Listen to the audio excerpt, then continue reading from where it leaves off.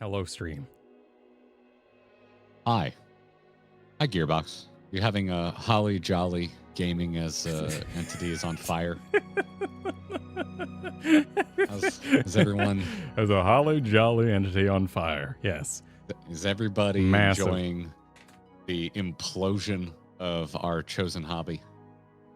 I mean, only if you go online, which is part of the problem, right? In the end of the day. No. I mean, you go and do an alpha test, and it's full of stolen shit. And you go to Fortnite, and you get cussed out by the simulated voice of a beloved actor, and but Doom doesn't have enough hours for you. Hey everyone, welcome to the Clips channel. Did you know this isn't our main channel? Yeah, you should subscribe over and find our main videos and our streams as well. We also have a podcast that you can find wherever podcasts can be found, so explore the internet. See you there. Let's start with a weirdly refreshing and old school art theft controversy. Because for the people watching at home, let me get this on screen. There you go. Hey, there it is. Bungie at it again, apparently. Yes, I wasn't aware of the first 3 times that this happened, but we're past hat trick. We're into a full-on quartet of oops, so sorry, not our fault, art theft. I'm so excited to hear your opinion about this, but let's give everybody the rundown in case for some reason this didn't reach your eyes. I'm assuming if you listen to our show, you probably already know about this. However, to try and catch you up, the TLDR is that Bungie, the creators of previously games like Halo, currently games like Destiny, and probably no longer in the future Marathon, were accused by the artist known as Anti-Real of stealing her artwork and using it as assets in their probably no longer upcoming extraction shooter Marathon. Wait, why do you say that? Wait. Well, I'll get there. Okay, Let me finish the TLDR. Let me finish. Sorry, I'm in the know about some of this, so I wanted to know the ending. And since all of this, Bungie has since admitted that her art was in fact stolen by a quote former Bungie artist. And the internet is all in a rage about this. That's putting it lightly. And is it? I mean, we're in a rage about everything all the time. So no, I find it difficult to actually measure the severity of rage because there are creators that I would file fully under the umbrella of rage bait creators. So because they're just like crying wolf so much, it's really, I find it very difficult to get my finger on the pulse of when something is like legitimately outrageous and important to them. That was honestly the hardest thing about this entire scenario, because there were titles of severity I haven't ever seen in my life when it comes to video game coverage. I was immediately repulsed and didn't want to know anything about this because the word usage that was used in the, and I've been around. I'm not unknown to the clickbait titles, but this was hyperbole. This was absolutely insane. Yeah. It's weird, like, because I was away. I had the time away with Katie, and then I also had to spend some time with my family this weekend because they're going through some stuff.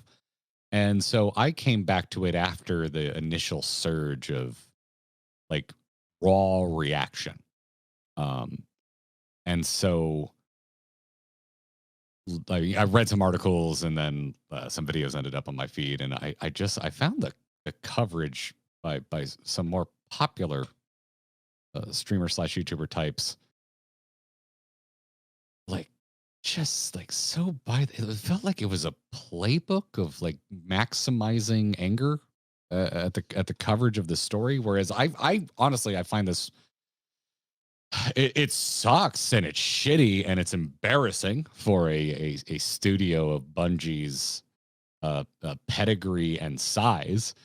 But also I find it quaint compared to, like, I don't know. It's really hard for me not to immediately go into what a bunch of hypocrites mode. You over the years have talked about how one of the things you find the most difficult about being a content creator on the internet and being one that tries to stay informed about what the greater community of any one game or any one studio is talking about is not assuming every comment you read is the same person. It's very difficult, hard to do. Yeah. And particularly, with the games that we cover, which tend to be MMO adjacent, or is in a bigger umbrella, games as a service. There is an ebb and flow. There are feast and famine. There are times where the stock and I mean by stock I mean like emotional stock, the joyous stock of the players is way up, and there are times where it's way low. And during those times, like if you go on like a subreddit for like World of Warcraft or maybe Final Fantasy 14 subreddits, actually they do a pretty damn good job of keeping it positive over there. It's a very memey. It's a lot of art getting shared. I find cosplay. It's very my personal adventure. Yeah. But there's still, it still happens. So you've always said that it was like back in the Heroes of the Storm days when we were covering that very, very closely. It was hard to read the Heroes subreddit and not from one month to the next, not assume that like the comments that were like praising and saying it was great, and then the next month comments saying it was the worst thing ever and it's doomed to fail. It was really hard not to read that as the same people. And that's the reaction I was having with this. I'm like, yeah, this is like obviously sucks. Like, to me, that was like the most like basic reaction you could have. But the volume and the speed with which this just like took over like a wildfire and choked out all conversation of anything else I was seeing on the internet. I'm like, where were you people like a month ago when it seemed like you were all giblifying yourself with stolen art from generative AI? It was it was very weird. I did not see anything. Yeah. I saw people complaining. I didn't see anything even close to the level of this. And I even saw some creators who are getting a shit ton of views, really stoking the fire of this Destiny shit, like praising generative AI like 2 months ago. And I just want to say, I think you're the biggest hypocrite on the planet Earth. It was really weird from the outside because it felt like they rolled the dice and it landed on a nat 20 and they said, oh shit, get my serious words. And they ran over to their briefcase of their most serious words they own, threw it open and started using them. But it's because these content creators that have only one way to bring in views is to stoke controversy and make their audience angry. They actually have something legitimately worth being angry about, as opposed to bending it to their just constant like shitstorm persona. That's the like cry wolf of the situation, is like when you actually get into this, whether or not the art director followed them on Twitter, that to me feels irrelevant to what I'm about to say. There are so many elements of this where you can just line up the allegations and the reasons this is wrong back to back to back to back. Because what if I spilled my coffee and then someone was like, oh my God, he followed his wife on Twitter. How did he spill coffee? It's like people follow people all the time. That's inconclusive. What is insane? Yeah, that seemed like the most insane thing to like latch on to me for me, because I was like, every artist follows like every artist. Like that's really common. We've been doing it since like the dawn of Twitter. But what's insane is like this is like you made a Geiger inspired game and did not say it. Like, that's why this is a big deal. When you see the screenshots of what was stolen and what's in the game, you go, oh, but it kind of sucks that they took some of their symbols. Like I love warning signs in Alien. I love made up technobabble. And I was sad. I saw the images and I was like, oh, that's sad. They kind of stole some of they stole their language. They stole their style. Marathon is their art.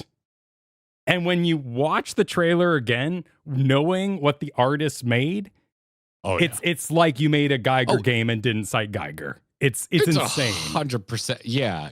Because it's something we do. Like inspiration, like being inspired by an artist or a director's or any type of visual artist. You can't help it. Yeah, it's just gonna happen. Pretty accepted, and we tend to lead with that a lot. When J.J. Abrams was coming up, like he was just yelling Spielbergian all the time, and other people were drawing comparisons, and no one was mad about that because it was like understood, and he knew, he let it be known where his inspirations were coming from. We the word Lovecraftian exists for a reason. All of that sort of stuff. And I mean, like one of my favorite things on TikTok is supercuts of every piece of media that references my favorite anime shots, like the Akira slide, for example. Yeah, those are fun. Anytime I see a supercut of that shit, it's getting my like, and I'm bookmarking it because hey, I might use that for reference for something someday, or a gag that we do on one of our videos. But you're absolutely correct. Like this was just like it was absolutely egregious, but also like is it that we talk about that, like tragedies that happen on a mass scale are harder to relate to than tragedies that befall one or a small group of people.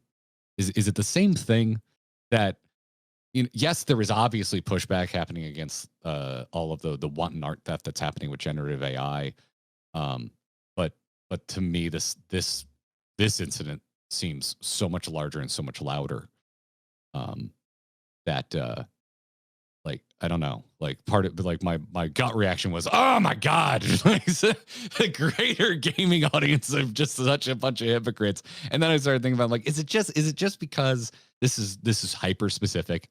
Like the victim of the theft is a singular artist with a name, and she has receipts. Versus, that literally sucks for everyone who's ever made anything visual that you've been fed into a machine. Yeah, it's so easy to hate on, and it is so egregious. Like, it's one thing to have your script changed, or be like, they stole my script. That was my script for a movie. Oh, no, we made changes. Like, this was maybe a horizontal flip in Photoshop. The artist's name, their symbol that they use to express themselves, is in the game, because they thought it was a random symbol that they could use for this technobabble language they've created for Marathon. Yeah. It's by the way, it's hey, all the artists out there, you should probably sign your art with like a really cool abstract. Not a bad idea. Piece of graphic design, because then it'll be a little easier to catch it. Yeah. And then you got the corporation side of it. It's just like, why couldn't you pay this person if you loved it so much?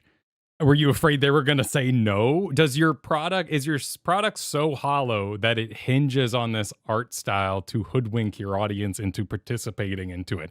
Which was my next thought, which made me go, what the hell is an extraction shooter? And why are we suddenly making so many of these? What's going? Why is this a big deal? Real quick before I, because we already had this conversation last week before this controversy even broke. So we were talking about extraction shooters and the canceled Titanfall game on stream, just kind of in casual conversation. And you were like, "Here, what's an extraction shooter?" But I thought we already mentioned this, but Chad seems to think we haven't hit the nail enough on the head. I thought I led with like, yes, there was like 1-to-1 straight up lifted copy and pasted artwork, like beyond the shadow of a doubt. They just stole. We probably focused too much on the fact that also just kind of seems like Marathon as a whole was very much inspired by Anti-Real's art. But no, there's straight up assets in there. There's there's tons of designs decorating the world of Marathon, which was recently available to play as an alpha. That is just copy and pasted graphic designs from the artist known as Anti-Real. And Bungie did own up to it. But said it was, a former with the Bungie former artist. employee thing. Yeah, it's a little. Yeah, well, convenient. it does sound convenient, but it's also like it's very possible it's true. Like it could be that they're not here anymore. But you don't have any way of knowing, and it does come off as convenient. But it's all like just put effort into the plagiarism at least. Like, it's so bare well, that's where they bones. probably should have given more info, because I've been pouring over quotes because I'm just like, any artist that works on any game probably turns in an absolute shit ton of work. So I would imagine, that it, to me, it's very realistic that this happened. Like, I'm not surprised, because usually so much stuff gets handed in, like at a certain point, you'd probably just be like, yeah, cool, looks good, ship it. And it for repeating assets, particularly in the terms of like, it's a lot of like graffiti and posters and signage that appears in the game are using these glyphs. Is also like appears in the UI of like screens and shit that appear in the game. I mean, the way you die that's is stuff you're going to reuse. Yeah, is their style. That's why I made the Geiger comparison. It is, the game doesn't exist in its current form without this influence. Yeah. And it's the kind, I don't know. To me, it's very realistic that it slipped through the cracks. Just because and I think that's why folks are seizing on the following of social media accounts and on all of that kind of stuff. But just even though even just because you follow an artist doesn't mean you've committed their work to memory so much to a point where you could just be like, that A/arrow design. I know you're not going to instantly recall where it came from, particularly if a bunch of work is being handed in all at once. But I don't know. To me, this is the way it's gonna come out, and apparently, I was unaware of this, but there's been 3 previous controversies of art theft with Destiny. I looked into it somewhat. I didn't get too deep down that rabbit hole, but appears to have been for, at least some of it was for merchandise, which was being put together by third-party contractors, which, again, I can see how that happened. And this is just usually how that stuff gets found out, is when it becomes public. And it's such a mess, man. What a really exhausting time to be a creative. So what is an extraction shooter? What's an extraction shooter?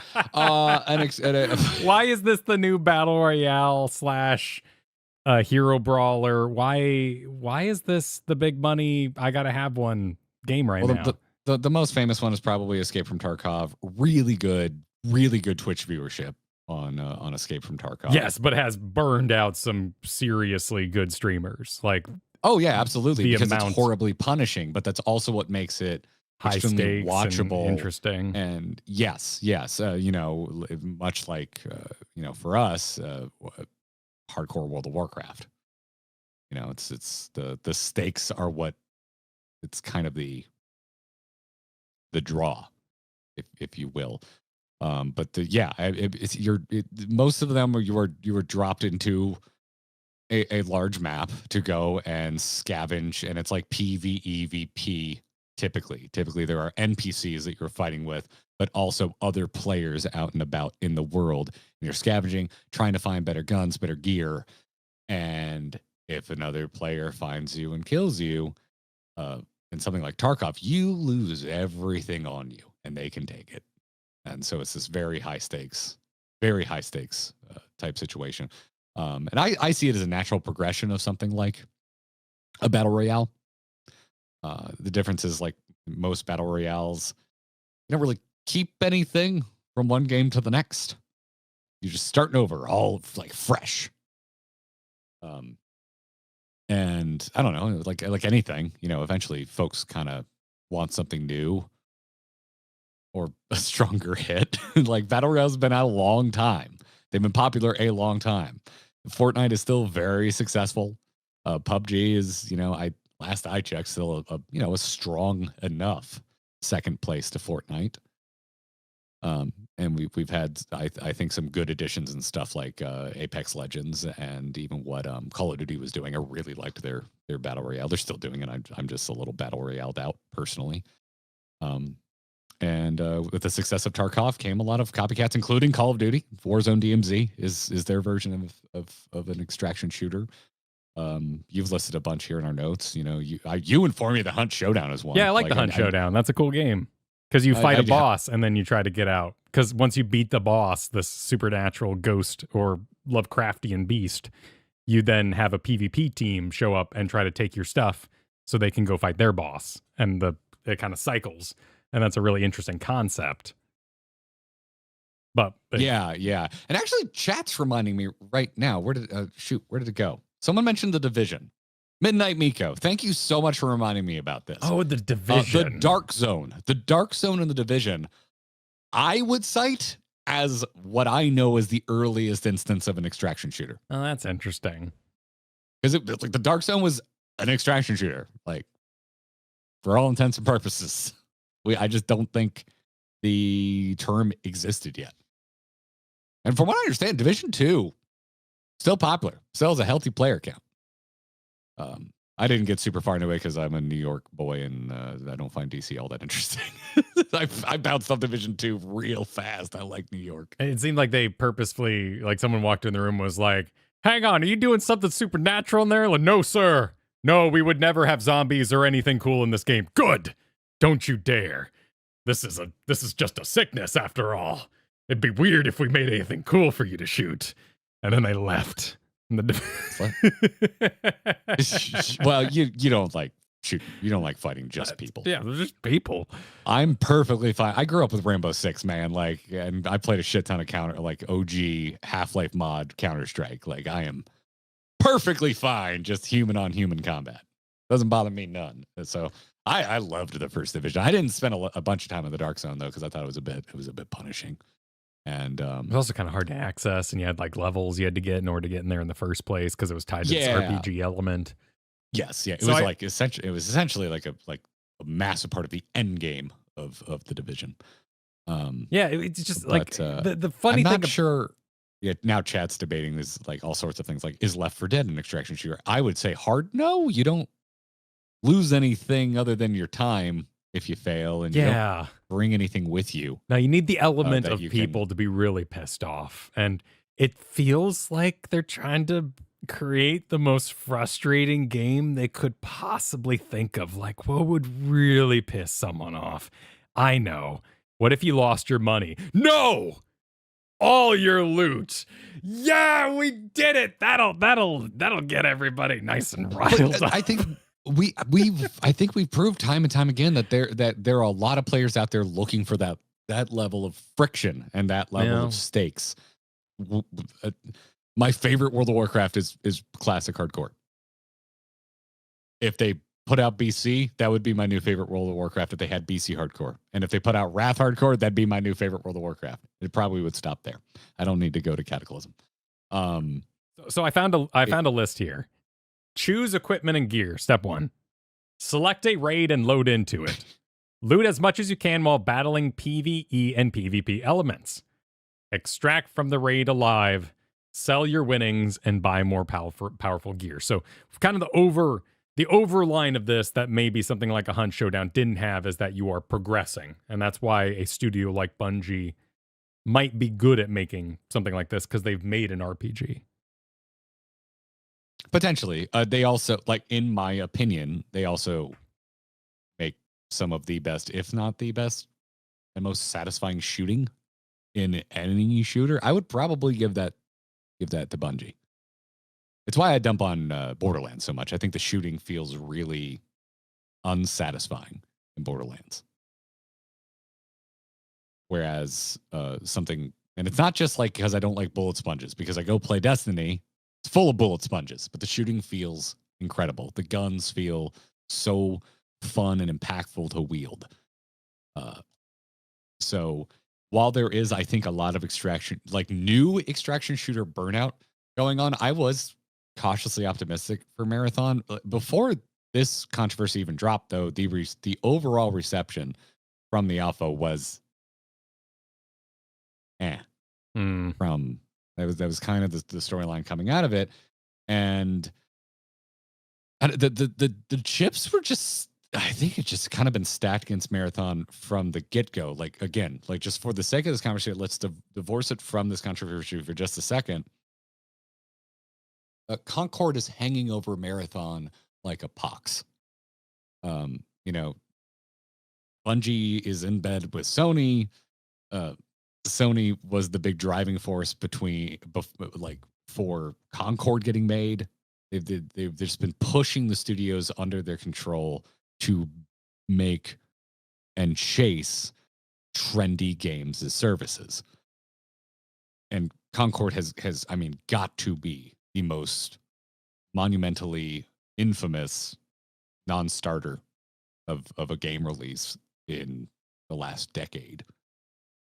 And so Destiny or Bungie already being on the back foot with, you know, quite a few updates and expansions to Destiny 2 not being particularly well received, being under the Sony umbrella, living in this post-Concord world, everyone was already looking at Marathon like there's a lot of pressure on this. It feels more like a cynical push from a corporate overlord than it does a passion project from a studio reviving one of their oldest and most beloved IPs. That would be how I would frame this entire thing for you. And so chips are already stacked against it. Alpha comes out before any other controversy. The main controversy was it's just kind of okay. Like the number one compliment I kept seeing was that the shooting was really good. I didn't play it myself. I can't speak to it.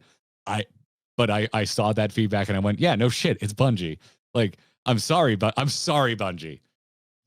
I already know you make really good shooting, and I'm sorry that that's not good. That's fair. No, yeah. There's a reason why it's like, no shit, a Porsche drives real nice. We already know that. Like, why else should I care?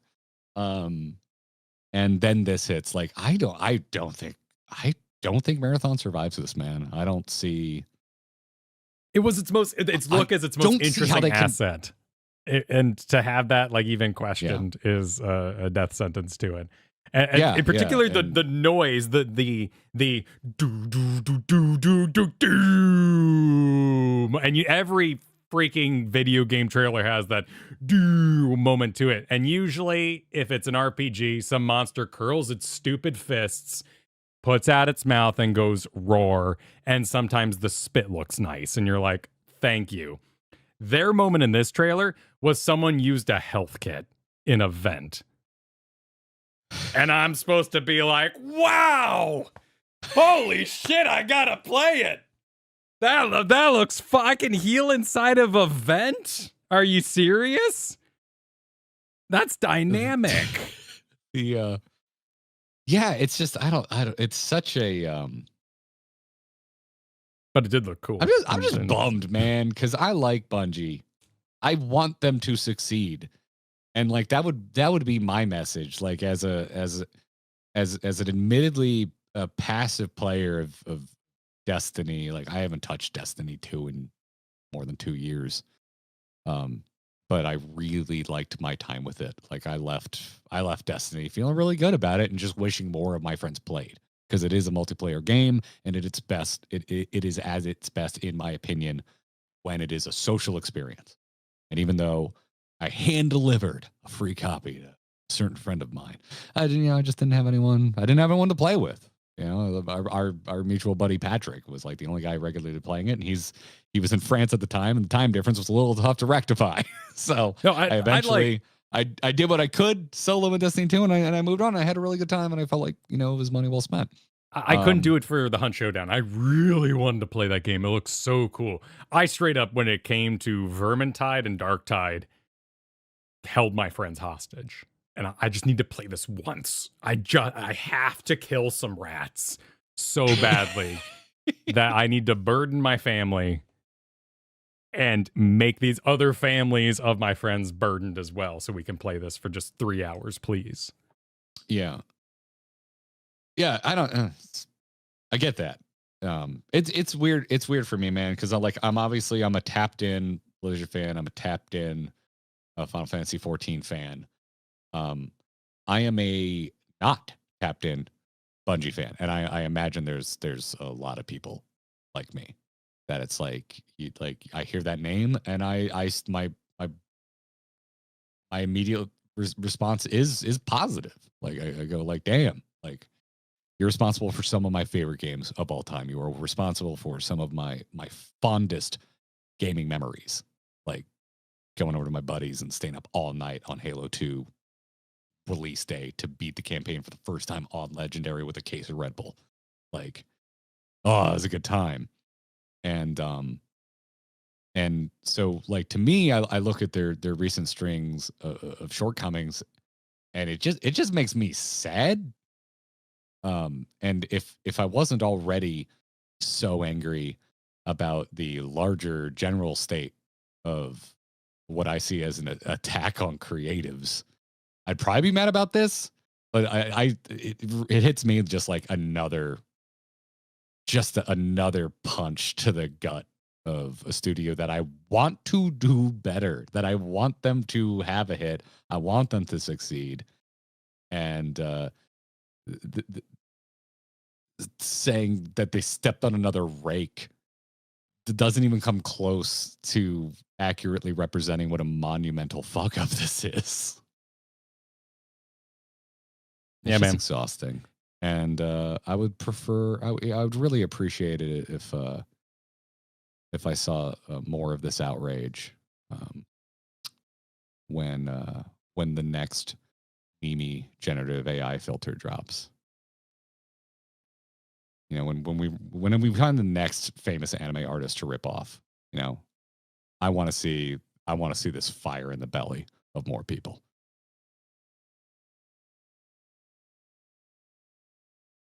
More on that later, apparently.